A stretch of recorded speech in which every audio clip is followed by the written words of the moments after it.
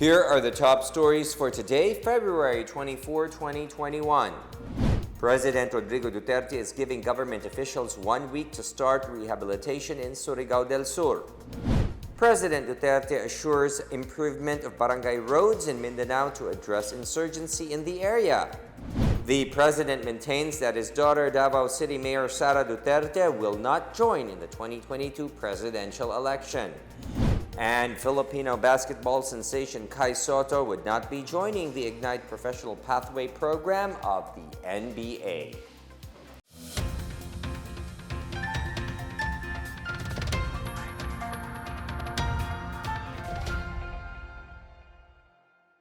Good day, I'm William Theo. Welcome to the PNA Newsroom. President Rodrigo Duterte led the relief operations for the victims of Tropical Storm Auring in Surigao del Sur. He arrived in Tandag City yesterday to inspect the devastation wrought by the weather disturbance. The details from Late Cabagan. President Rodrigo Duterte headed to Surigao to personally inspect the devastation caused by Auring. After conducting an aerial inspection of the affected areas, the President held a situational briefing with the national and local officials in Tandag City. Gusto ko lang malaman whether enough food and water for the people during the typhoon. Yes, sir, Mr. President, we have enough food supplies, and this kind of incidents will likely overwhelm the capacities of the local government units. The Office of Civil Defense mobilizes the various regional government agencies for the conduct of damage assessment to the LGUs. And we also have arrangement, Office of Civil Defense has arrangement with the National Food Authority. In fact, we have advance payment with the NFA. In case DSWD runs out of stocks, we usually augment them with rice. Salamat po. The President directed the concerned officials to make sure that delivery of public services remains unhampered. He also urged them to immediately start rehabilitation works. You have 1 week to do it, all of you. Padala kayo dito kung may kulang, if there's anything to be fixed, do it, come back here. If hindi kayo, busy kayo, then send an incompetent, huwag yung imbecile, competent engineer in your office. Meanwhile, the Department of Agriculture distributed 300,000 pesos worth of milled rice and assorted vegetable seeds to farmers and fisher folks affected by the typhoon. Another 217 million pesos worth of seeds, farm machineries, and equipment were handed over to the provincial government and the different farmers groups in the area. Those are on top of more than 149 million pesos worth of farm equipment and machineries earlier given by the Department of Agriculture in Caraga region through the mechanization program of the Philippine Center for Post-Harvest and Mechanization or PhilMech. Affected farmers and fisher folks also received 28 million pesos worth of aid from the Bayanihan 2 program.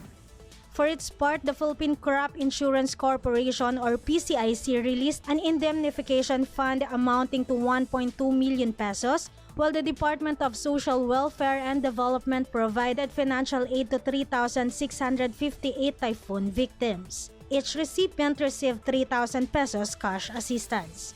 For the PNA Newsroom, I'm Lade Cabagan. President Rodrigo Duterte highlighted the need to improve barangay roads in Mindanao, especially in the Caraga region, to address insurgency in the area. The president assured there will be enough funds and equipment for the immediate repair of the roads damaged by Tropical Storm Auring.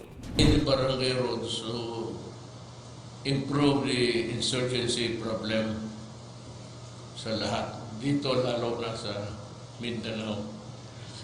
Di pinakamalakas is Caraga sa Eastern Visayas.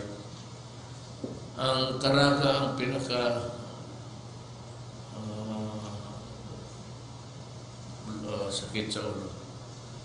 Itong mga EPA, kinukuha nila yung mga anak, dinadala nila sa ibang lugar.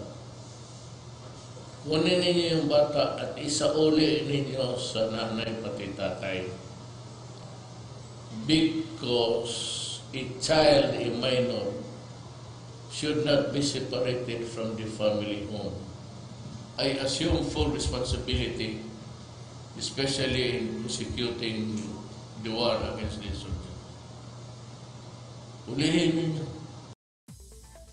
The House of Representatives adopted the Senate version of a bill that would establish and expedite the purchase and administration of COVID-19 vaccines to Filipinos. With the adoption of Senate Bill 2057, or the proposed COVID-19 Vaccination Program Act of 2021, a bicameral conference is no longer needed. This means that the measure now awaits the signature of President Rodrigo Duterte for its enactment into law. The bill seeks to authorize the Department of Health and the National Task Force Against COVID-19 to undertake negotiated procurement of COVID-19 vaccines and the needed supplies and services for their storage, transport, and distribution. The bill also mandates the creation of a 500 million peso indemnity fund for those who will experience serious adverse side effects of the vaccine.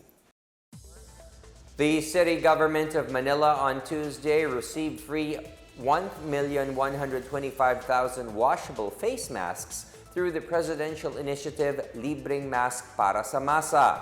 The face mask distribution project is spearheaded by the National Task Force Against COVID-19 and other national government agencies.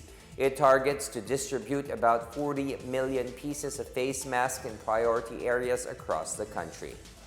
Una, maraming salamat sa PMS, sa lahat ng bumubuo ng PMS at saka mga other agencies like DTI, DSWD, at saka yung iba pang mga sub-agencies.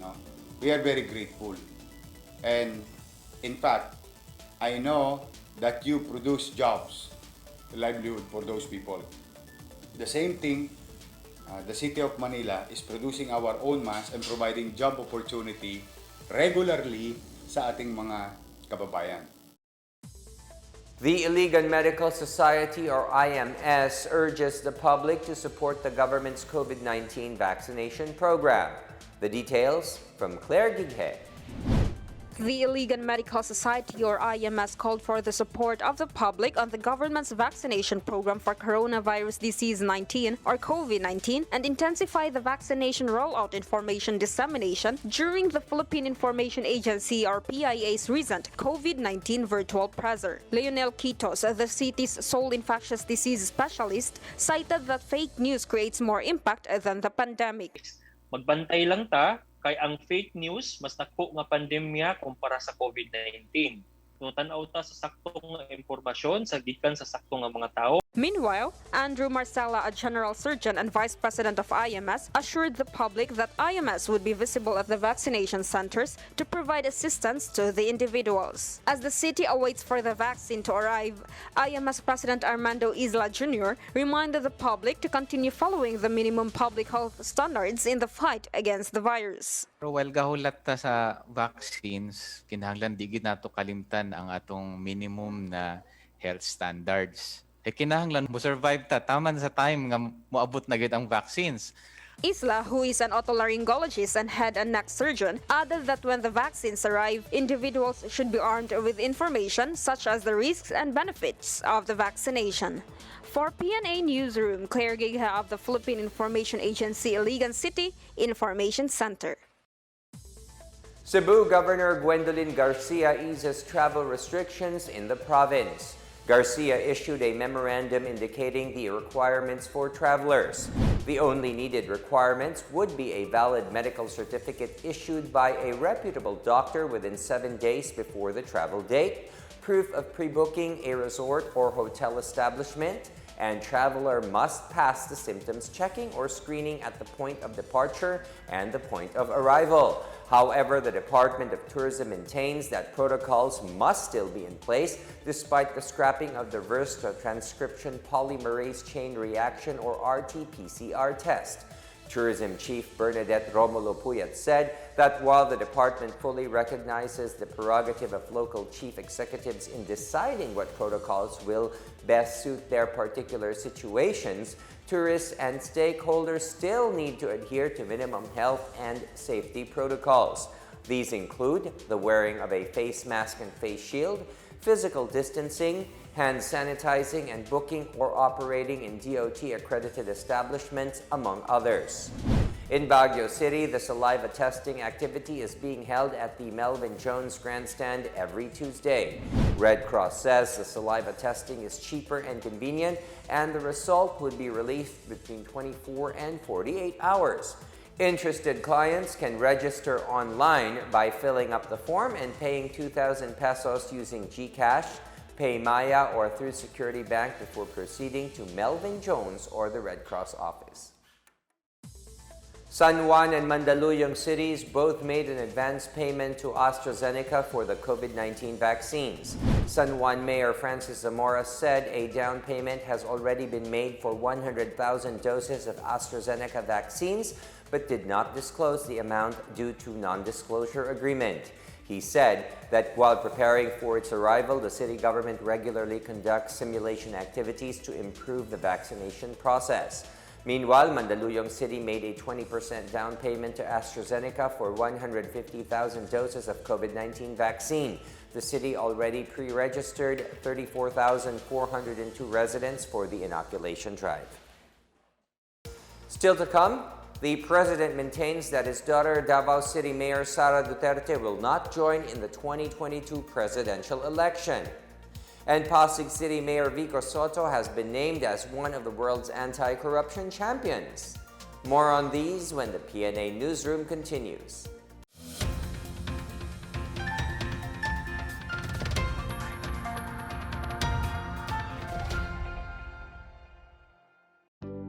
Alamin kung paano ang tamang pagsusuot ng surgical mask.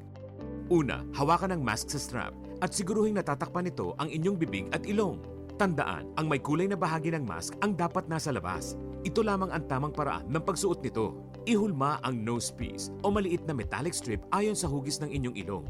Iwasan ang paghawak sa inyong ilong at bibig. Kung marumi na ang mask, hubarin ito gamit ang strap at itapon ito sa isang basurahan. Siguruhin ang maayos na paghuhugas ng kamay gamit ang sabon at tubig. Ang surgical mask ay dapat gamitin ng mga pasyenteng may sakit sa baga o mga taong mayroong ubo, sipon at lagnat, mga nag-aalaga sa mga may sakit, at mga healthcare at frontline workers. Maaari ring magsuot nito kung kayo ay pupunta sa matataong lugar. Basta't sama-sama at laging handa, kaya natin to! Isang paalala mula sa DOH, PCOO, KBP at ng himpilang ito.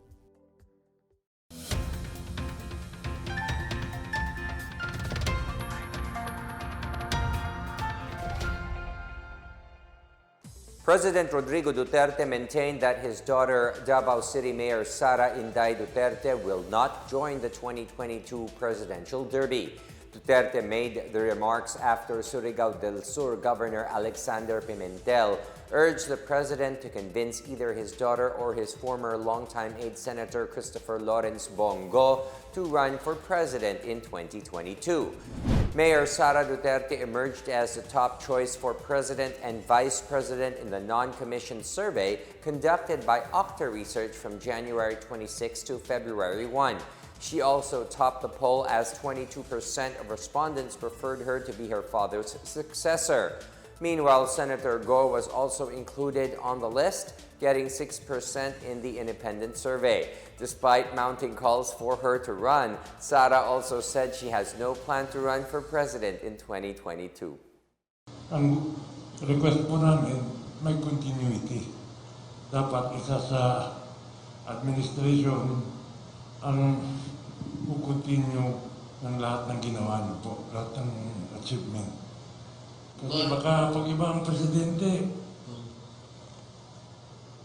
tanggalin lahat yan, paano na kami? Kailangan may continuity. Pero kailangan kumbinsihin natin si Inday Sara o Senator Bongo. Inday Sara is not running. I have really put my foot down. naawa ako sa ang political dito sa kababuyan. The Commission on Elections, or COMELEC, will remain strict in scrutinizing the new party list applicants before they will be accredited for the upcoming 2022 national and local elections. COMELEC Chairman Sheriff Abbas said the poll body is now accepting applications for accreditation in connection with the May 9, 2022 national and local elections. As of the last election, we have 160 party list ang na-accredit natin at na-allow na tumakbo. And out of 160, 39 po noon ay na-delist kamakailan dahil sa dalawang reason. Una, hindi sila nanalo sa dalawang eleksyon.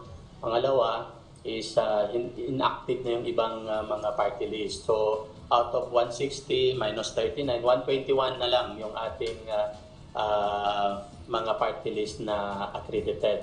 But open na rin po ang COMELEC sa panibagong accreditation or re-registration or re-accreditation ng mga party list.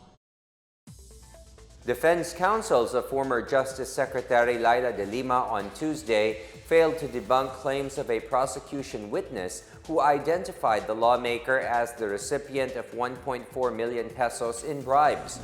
Joel Capones identified before the Muntinlupa Court de Lima as the person who was present when he delivered 1.4 million pesos inside the quarters of the late convicted drug lord J.B. Sebastian 7 years ago. He said the transaction happened inside Sebastian's quarters at the New Bilibid prison during the anniversary celebration of the Sige Sige Command prison gang.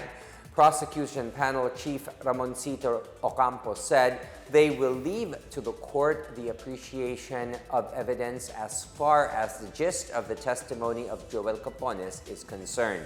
Last February 16, Capones said that on December 2013, Sebastian asked him to engage in illegal drug trade inside and out of the NBP to raise funds to support the senatorial bid of De Lima. Pasig City Mayor VICO Sotto has been named as one of the world's anti-corruption champions by the U.S. State Department.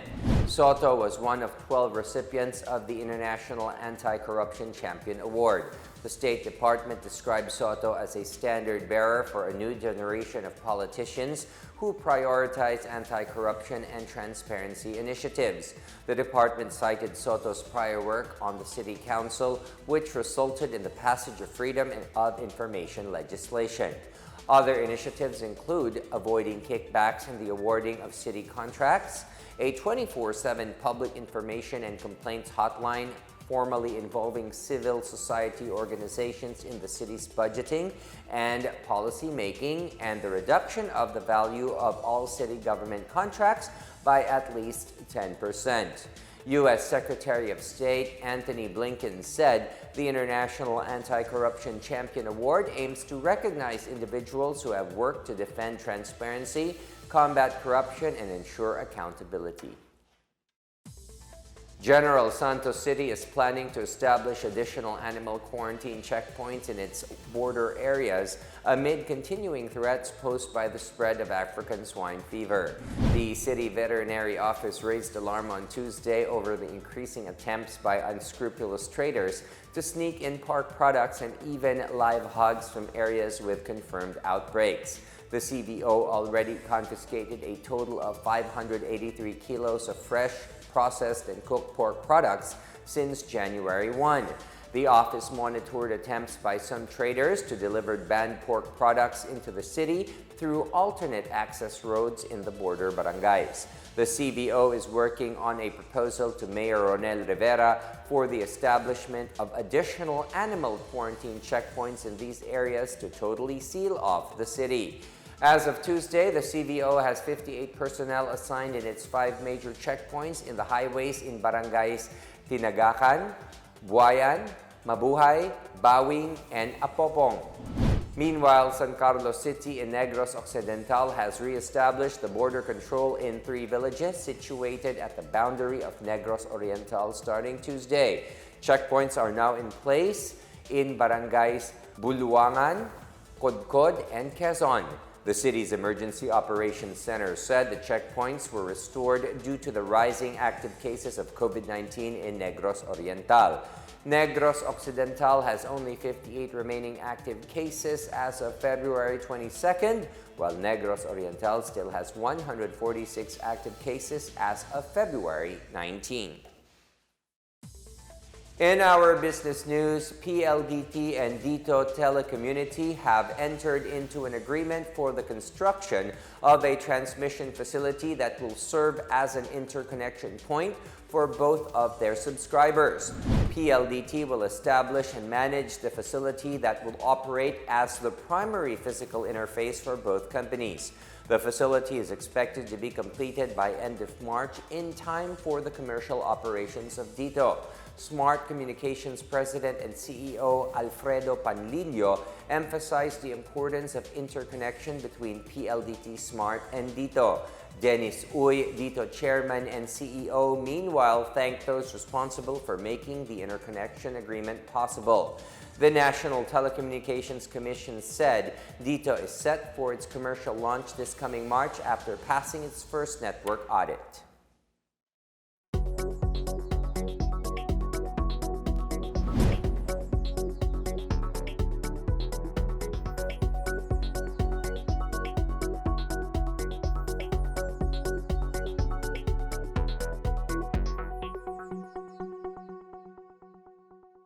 Up next, the Philippine Statistics Authority is stepping up its registration drive for the National ID program in several provinces.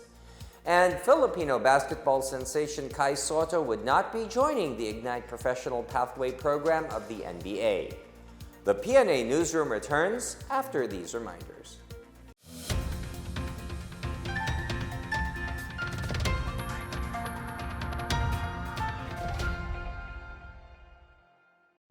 Alamin ang tamang paraan ng pag-ubo upang mapigilan ang paglaganap ng coronavirus disease 2019. Ugaliing magdala ng panyo o tissue. Kung uubo o babahing, takpan ang buong ilong at bibig gamit ang panyo o tissue. Kung walang dalang panyo o tissue, maaaring gamitin ang braso na pantakip.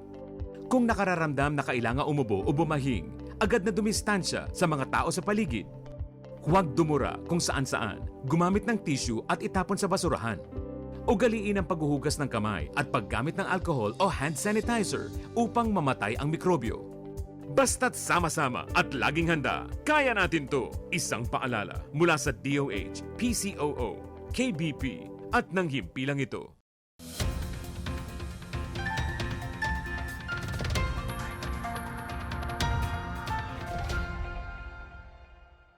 The Philippine Statistics Authority has launched Step 2 of the Philippine Identification System, or PhilSys, in several provinces as it accommodates more residents availing of the national ID system. Marita Mawahe has the story. The Philippine Statistics Authority, or PSA, opened 7 registration centers on Tuesday for the ongoing Step 2 registration for the Philippine Identification System in Albay Province. The newly opened registration centers are in Legazpi City, Daraga, Ginobatan, and Ligao City. The PSA in Albay accomplished 307,330 households for Step 1 registration in 2020.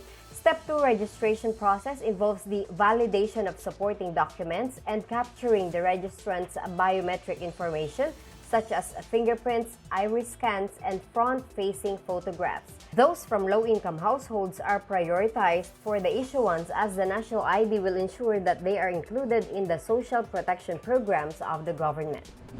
Meanwhile, the PSA has started the registration process for the PhilSys in 6 local government units in Negros Occidental. This is part of the small-scale and gradual rollout of the Step 2 PhilSys registration for individuals who have already taken the first step or the pre-registration last year.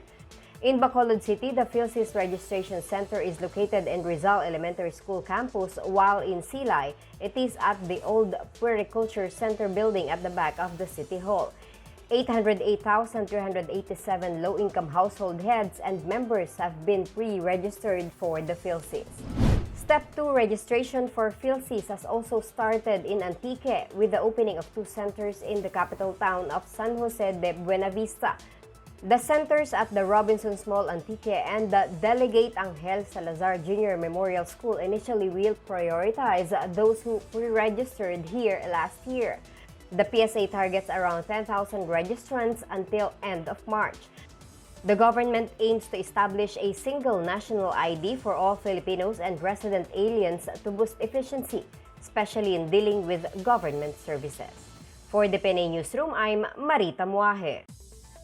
Some 150 former rebels burned the flag of the Communist Party of the Philippines New People's Army in Lalo, Cagayan as proof of their rejection of the communist movement. Major Jekyll Julian Dulawan from the 5th Infantry Division of the Philippine Army said the returnees were former members of the Militia ng Bayan, Pambansang Katipunan ng Magbubukid, Makibaka, and Kabataan Makabayan. The former rebels decided to return to the fold of the law through the help of the 501st Infantry Brigade, the provincial government of Cagayan, and the Philippine National Police. A certain Ka-Fred, a member of the indigenous peoples group Agta, and one of the rebel returnees also called on the communist terror group to stop harassing and using them and their community and just let them live in peace. At least 195 farmers have benefited from the rehabilitation and reforestation program of the Cagdianao Mining Corporation in Cagdianao, DINAGAT Islands. The initiative, dubbed as a community program, has paid up some 4.4 million pesos to 71 contractors and 124 subcontractors who produce seedlings to support the CMC's reforestation initiatives. Since its launching in 2019, the program has generated over 1 million seedlings. Nathalie Radasa, CMC's Community Output-Based Program Coordinator, noted that the program uplifts the lives of beneficiaries while raising awareness about environmental protection and conservation. CMC's nickel mine is located on the northeastern side of Dinagat Islands. Its area of operations is within the Surigao Mineral Reservation. Parents in Antique are encouraged to beat the deadline for the month-long Chikiting Ligtas immunization campaign. Antique Governor Rodora Cadyao urged parents to be responsible and let their children be vaccinated for measles, rubella, and polio. This amid reports that the province recorded a low turnout for the immunization campaign. Health personnel at municipal health offices, rural health centers, and the local government were directed to help in the house-to-house drive so children below 59 months old could be covered. The vaccination campaign, which is also free, will only be until February 28. As of February 21, nearly 39,000 children were vaccinated with MR, while 45,000 children were inoculated with OPV. In sports, Filipino basketball sensation Kai Sotto would not be joining the NBA G League's Ignite Professional Pathway program in its ongoing bubble season in Orlando, Florida. This came after the 18-year-old 7'3" center expressed uncertainty over making it into Gilas Pilipinas men as the national team called off their bubble training due to the postponement of the third window of the FIBA Asia Cup qualifiers. Sotto and the G League mutually parted ways amid challenges regarding travel constraints, quarantine, and health protocols if he rejoined Ignite. G League Commissioner Sharif Abdul Rahim wished Sotto continued success as he pursues his NBA dreams. The Ignite squad is currently in 5th place in the G League standings at 5 wins and 3 losses. Here's the latest in our community billboard. The Metropolitan Manila Development Authority, or MMDA, is set to open a zipper lane along White Plains Avenue in Quezon City on Thursday, February 25 for the celebration of the 35th EDSA People Power Revolution. The zipper lane will be placed along the eastbound directions of White Plains Avenue with a zipper lane or counterflow scheme in front of Camp Aguinaldo Gate 5.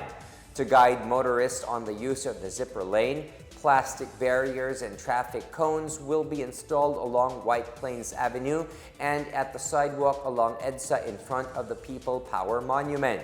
A short program will be held at the People Power Monument at 8 a.m., but there will be no road closure.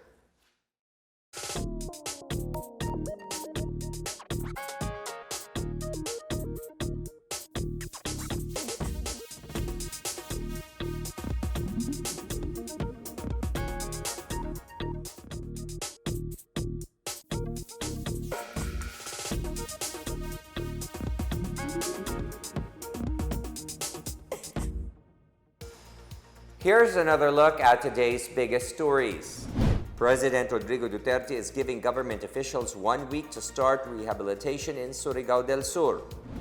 President Duterte assures improvement of barangay roads in Mindanao to address insurgency in the area. The president maintains that his daughter, Davao City Mayor Sara Duterte, will not join in the 2022 presidential election.